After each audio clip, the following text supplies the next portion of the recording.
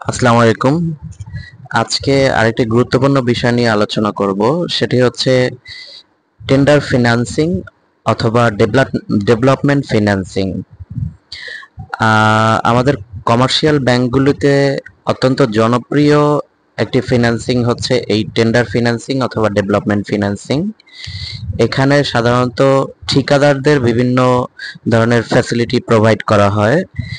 আজকে আমি খুব সংক্ষিপ্ত সময়ের মধ্যে আম, এই যত ধরনের ফিন্যান্সিং এই ঠিকাদারদের করা হয় সেটির একটি ওভারভিউ দেওয়ার চেষ্টা করব। আম,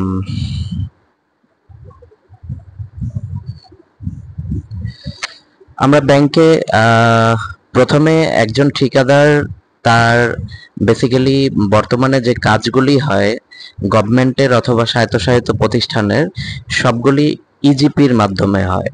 that means electronic government procurement. এটা একটা অনলাইন বেসড সিস্টেম যেখানে ঠিকাদাররা কাজ যে কোনো একটা কাজে পার্টিসিপেট করার জন্য আগে যেভাবে ম্যানুয়াল প্রসিডিউর ছিল এখন আর সেই ম্যানুয়াল প্রসিডিউরটি নেই। এখন সেটি হয়ে গিয়েছে পুরোপুরি অনলাইন বেসড। তো ঠিকাদাররা এই কাজে পার্টিসিপেট করা থেকে শুরু করে কাজটি পাওয়া, বিভিন্ন স্টেজে কাজটি করা এবং কাজটি শেষ করা, এই টোটাল প্রসেসটা কমপ্লিট করার জন্য অনেক সময় ব্যাংকের উপর ডিপেন্ডেন্ট হয়। অনেক সময় বলতে মোস্ট অফ দ্য কেসেস ব্যাংকের উপর ডিপেন্ডেন্ট হতে হয়, কারণ সাধারণত প্রথমেই যখন একটা ঠিকাদার কাজ শুরু করে তাকে ওই পার্টিকুলার অথরিটিকে কাজের একটা পার্টিকুলার পার্সেন্টেজ, সেটা অন অ্যান এভারেজ 5% হয়ে থাকে, বিড বন্ড অথবা আর্নেস্ট মানি আকারে অথরিটিকে প্রোভাইড করতে হয়। তো অনেক সময় দেখা যায় যে ঠিকাদারদের এই অনেকগুলো টেন্ডারে সে একসাথে পার্টিসিপেট করে, তখন তার কাছে ওয়ার্কিং ক্যাপিটালের উপরে একটা প্রেশার পড়ে যায়। সে যদি নিজের ওন সোর্স থেকে কাজগুলিতে পার্টিসিপেট করতে চায়, নিজস্ব টাকা দিয়ে সে সম্পূর্ণ টাকা পরিশোধ করে যদি আর্নেস্ট মানি অথবা বিড বন্ড নেয়, তখন সেটা তার জন্য একটা বার্ডেন হয়ে যায়। সেই টাকাটা সে যেহেতু বিজনেসের সাথে ইনভলভ, সে অন্য একটা কাজে সেই টাকাটা লাগাতে পারে। তো এই কারণে কাস্টমার আর ব্যাংক একটা উইন উইন সিচুয়েশনে এসে দাঁড়ায়। ব্যাংকও এই ফাইন্যান্সটা করে কাস্টমারের কাছ থেকে একটা গেইন করতে পারে প্রফিট, আর কাস্টমারও নিজের ওয়ার্কিং ক্যাপিটালের উপরে প্রেশারটা না ক্রিয়েট করে সে ব্যাংকে একটা পার্টিকুলার পার্সেন্টেজ দিয়ে এই ফাইন্যান্সিংগুলো নিতে পারে। তো প্রথমে টেন্ডারে পার্টিসিপেট করার জন্য কাস্টমারকে বিড বন্ড বা আর্নেস্ট মানি নিতে হয় যে কোনো একটা কাজের। সাপোজ সেটা হোক এলজিইডির কাজ বা ইইডির কাজ, কাস্টমার সাধারণত প্রথমে বিড বন্ড বা আর্নেস্ট মানি নেয়। সেখানে ব্যাংকগুলো সাধারণত 5% মার্জিন দিয়ে থাকে। ইজিপি সিস্টেমে এই বিড বন্ড অথবা আর্নেস্ট মানির পে অর্ডারের লিফ বা নাম্বারটা আপলোড করা হয় কাস্টমারের আইডি থেকে। কাস্টমার অথবা ব্যাংকাররা কাস্টমার অথরিটি নিয়ে তার আইডিতে প্রবেশ করে সেখান থেকে আর্নেস্ট মানি অথবা বিড বন্ড আকারে কাস্টমারের হয়ে সেখানে আপলোড করে। তো বিড বন্ডটা বেসিক্যালি হয় যে একটা গ্যারান্টি মুডে। সব অথরিটি বিড বন্ড অ্যালাউ করে না, কিছু কিছু অথরিটি বিড বন্ড অ্যালাউ করে, আবার কেউ কেউ সেটা আর্নেস্ট মানি ফর্মে, দ্যাট মিনস পে অর্ডার ফর্মে অ্যালাউ করে। তো কাস্টমার এই যে কোনো একটা কাজে 5% একটা পে অর্ডার আপলোড করার পরে দেখা গেল সে 10টি কাজে পার্টিসিপেট করার জন্য আপলোড করলো, কিন্তু সেখান থেকে একটি কাজ পেল। তো এই কাজটি যখন পাবে কাস্টমার, এই কাজটি উইন করার পরে, বিডে উইন করার পরে নেক্সট প্রসিডিউরটা কি, কাস্টমারকে তখন একটা ব্যাংক গ্যারান্টি প্রোভাইড করতে হবে। ব্যাংক গ্যারান্টিটা সাধারণত ওই পার্টিকুলার কাজের 5% হয়ে থাকে। সাপোজ 1 কোটি টাকার একটা কাজে কাস্টমারকে 5 লাখ টাকার ব্যাংক গ্যারান্টি প্রোভাইড করতে হয়। ব্যাংক এই ক্ষেত্রেও কাস্টমারকে এই ব্যাংক গ্যারান্টিটা সম্পূর্ণ এই 5 লাখ টাকা যাতে কাস্টমারের ওয়ার্কিং ক্যাপিটালের উপরে প্রেশার না পড়ে, সেজন্য ব্যাংক দেখা যায় যে 15%, 20% অথবা 25% মার্জিন নিয়ে কাস্টমারের ফরে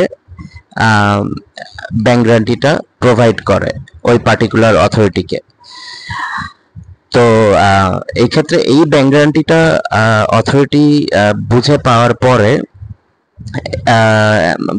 পরে অথরিটি নেক্সট স্টেজে যায়। নেক্সট স্টেজটা হলো যে তাকে একটা ফর্মাল ওয়ার্ক অর্ডার ইস্যু করা।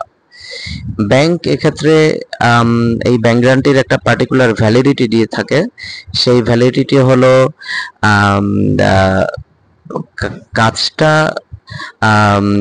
ইজিপির যখন একটা টেন্ডার হয়, সেখানে ওই পার্টিকুলার কাজটা কবে শুরু হতে পারে এবং কবে নাগাদ শেষ হতে পারে, বা অথরিটি কবে নাগাদ এই কাজটা শেষ করতে চায়, সেটার একটা নির্দিষ্ট ডেট থাকে বা টেন্টেটিভ একটা ডেট থাকে।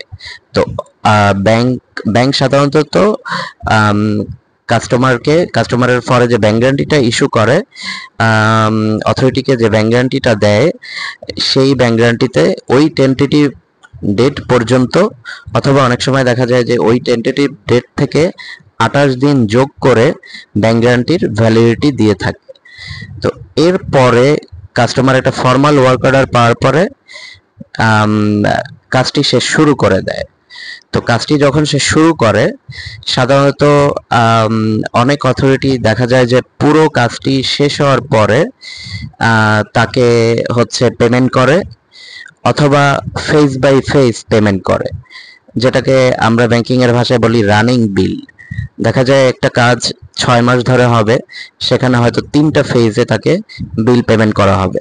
তো অনেক সময় অনেক অথরিটি এটা অ্যালাউ করে যে কাস্টমারকে প্রথমে সে যে ফার্স্ট ফেজের যে কাজটি করবে, সেটার জন্য তাকে একটা অ্যাডভান্স পেমেন্ট করলো।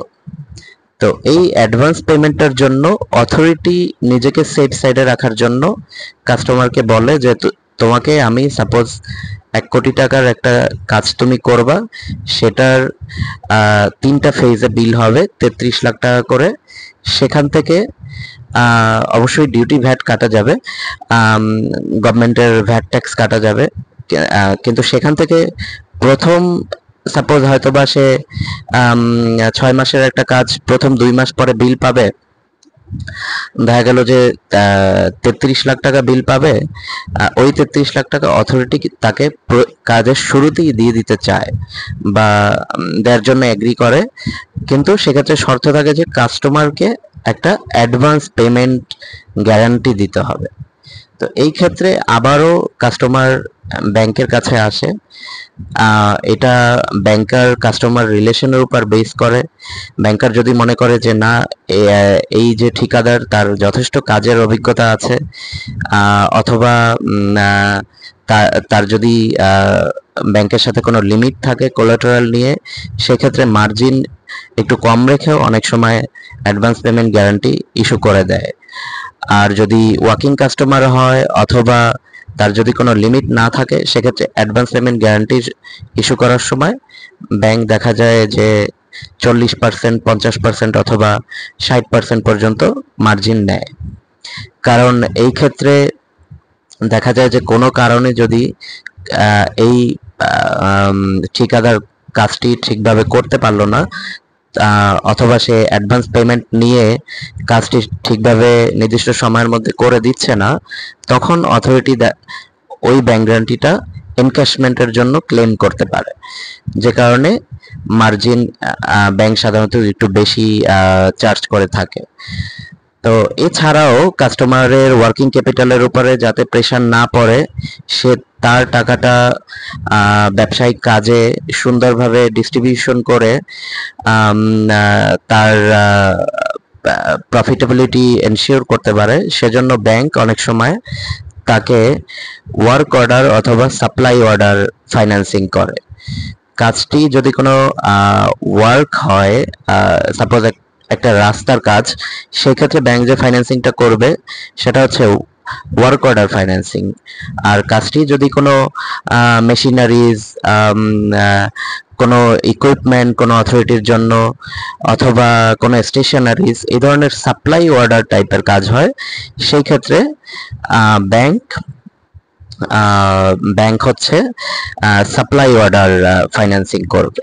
তো এই ক্ষেত্রে একটা জিনিস এনশিওর করা হয়, ব্যাংক সাধারণত যেটা করে যে অ্যাসাইনমেন্ট অফ বিলস বলে ব্যাংকিং এর ভাষায় এটাকে, যে অথরিটি থেকে একটা ফর্মাল চিঠি ব্যাংক বরাবর ইস্যু করা হয় যে এই কাস্টমারকে যে পেমেন্ট করা হবে সেটা হচ্ছে এই ব্যাংকের এই অ্যাকাউন্টের থ্রুতে, এই ব্রাঞ্চের থ্রুতে রাউট হবে। দ্যাট মিন্স যখন আমরা ওয়ার্ক অর্ডার অথবা সাপ্লাই অর্ডার ফাইন্যান্সিং করি, সেখান থেকে একটা পার্টিকুলার অ্যামাউন্ট প্রতিটা বিলের সাথে কেটে রাখা হয় ওয়ার্ক অর্ডার ফাইন্যান্সিংটাকে অ্যাডজাস্ট করার জন্য। এই হচ্ছে এন্টার প্রসিডিউর। খুব সংক্ষিপ্ত সময়ের মধ্যে একটা প্রাথমিক ধারণা দেওয়ার চেষ্টা করলাম। ধন্যবাদ।